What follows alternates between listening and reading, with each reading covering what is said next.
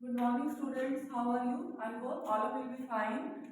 In our today's class, we are going to cover a topic composition. In this topic, you have been told how to compose a story. While composing a story, you have to keep in mind some points to make your story interesting. Those points are plot, characters, settings, and language. Number one, plot. Plot is the main event of the story. Suppose you have to write down a story about a girl who has been separated from his parents in a fair. So, in the plot, you will write down the main event of the story. The next thing that you need to keep in mind the characters. Along with the main character of the story, there are some supporting characters in the story. In the previous example, as I have told you, suppose there is a girl who has been separated from his parents. Along with the main character who is girl in the story, we are having other characters in the story like the parents of the girl, the persons in the fair, whom she would meet in the fair, persons in the fair,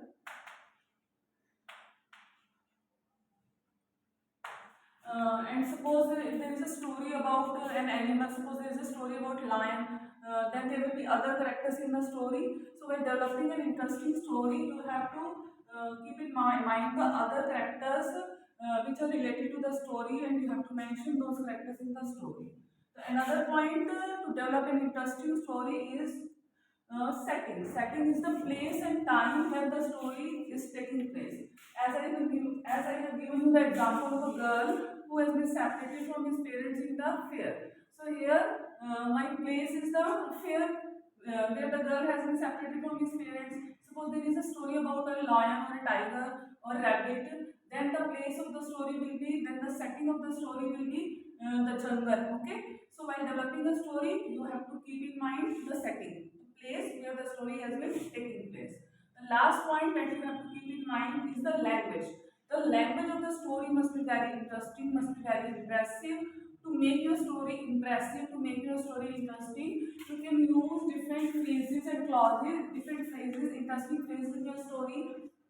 And by developing the story, correct order of the happenings, whatever happened in the story, the order must be correct to make your story interesting. These are the things you must keep in your mind while developing a story. Your story will be very interesting. So, in the question A given on the page number 87, you have to develop a story, and the beginning has been given. I woke up to realize. Okay. Now you have to develop a story of your own while keeping these points in your mind, and I hope you will be able to create a very interesting story. This is your homework. I have written the other homework that you have to do related to phrases and clauses that we have covered in our yesterday class. The homework is question number A, B, C given on page number 86, question number A given on page number 87, and question A given on page number 89. All this work you have to do in your book. Now we will move to our next topic, that is direct and indirect speech.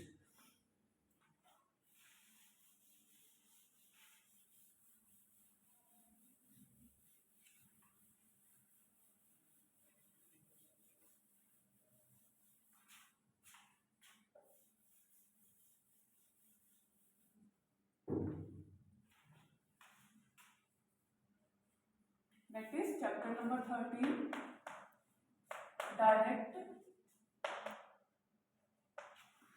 and indirect speech.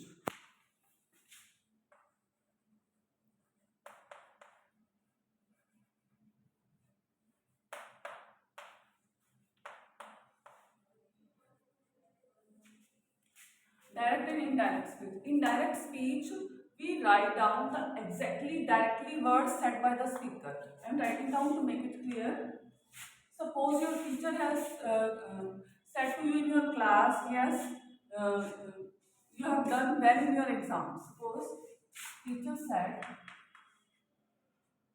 teacher said, you have performed,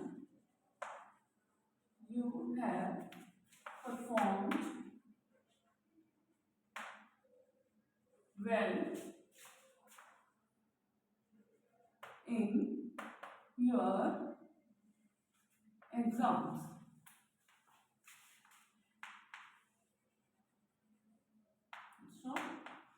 So here I have quoted the direct words of my teacher. Whenever I am quoting, I am saying the exact words of the speaker. Those exact words are placed under the inverted commas or quotes. These are the inverted commas. So this is called the direct speech. When I am putting directly those words said by the speaker. One more example I am giving to make it more clear. Grandfather said, comma, inverted comma. In inverted commas, I am quoting the exact words said by the grandfather. We must plant trees.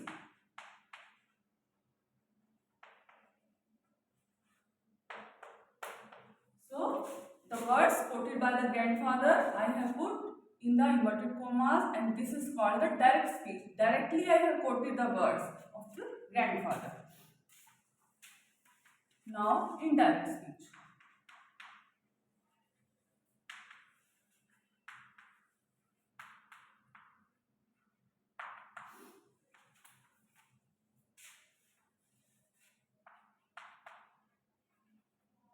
Indirect speech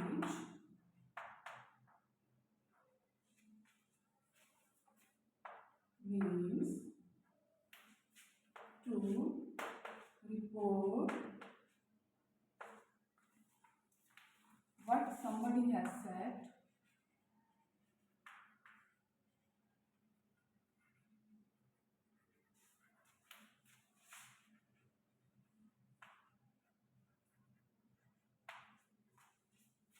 to someone else.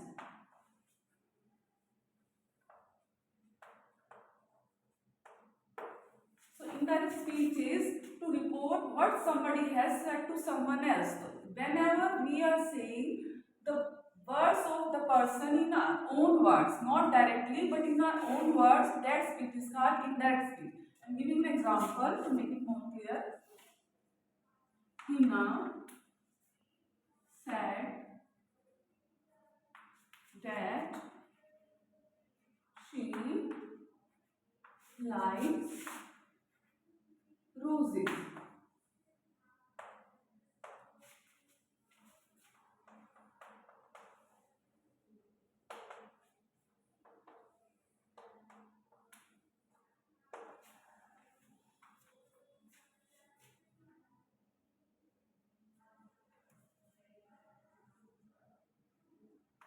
Hina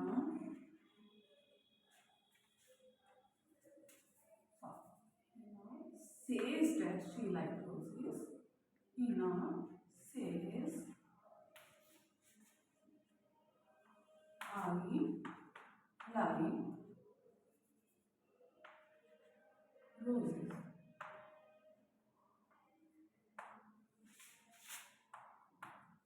See, here I am quoting the exact words of the Hina. Hina says I like roses. But when I am quoting her words in my own language, then it is called indirect speech. Hina says that she likes roses. This is indirect speech and this is direct speech.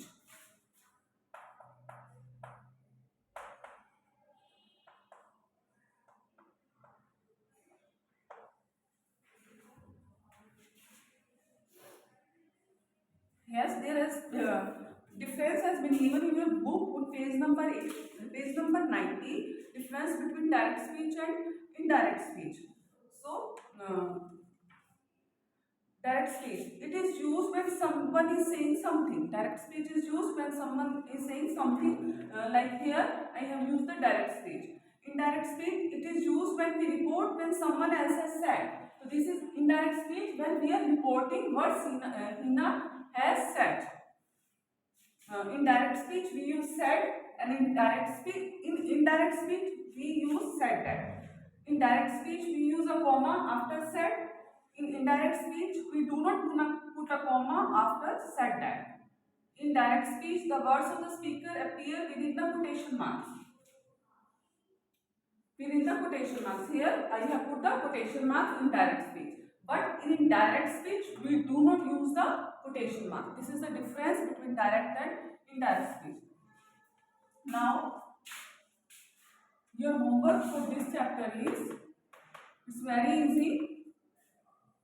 Page number 91, question number 8. You have to do this question in your book.